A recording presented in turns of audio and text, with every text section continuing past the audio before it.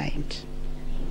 It also conducted its annual audit in compliance with Regulations 11 and 12 of the Election Technology Regulations 2017 and a certification of compliance issued to it on 3rd August 2022.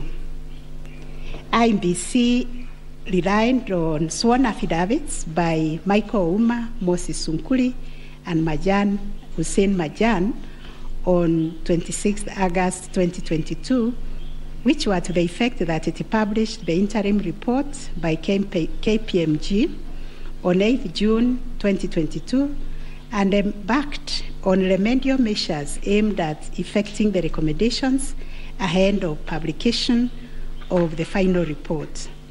It was ascertained that it could not publish the full final audit report, as doing so would compromise the integrity and security of the electoral technology system, considering the provisions of the Data Protection Act, which imposes a duty to protect the data of Kenyan voters.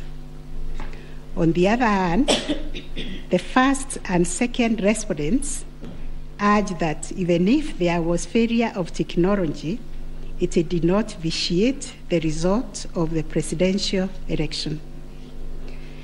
Upon considering all the pleading submissions and the ICT scrutiny and inspection tallying and recount report, which fully examined the IEBC's result transmission system, RTS, we are not persuaded by the allegation that the technology deployed by IEBC failed the standard of Article 86A of the Constitution on integrity, verifiability, security, and transparency for the following reasons.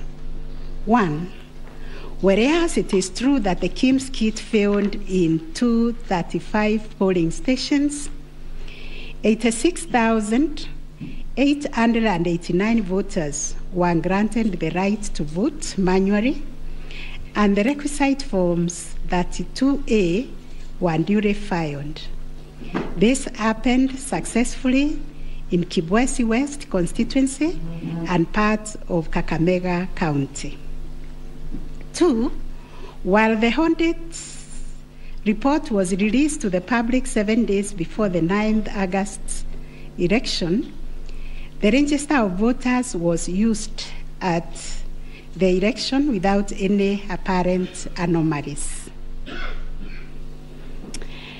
3, Smartmatic was procured to provide the necessary technological infrastructure, as IEBC did not have the capacity to do so.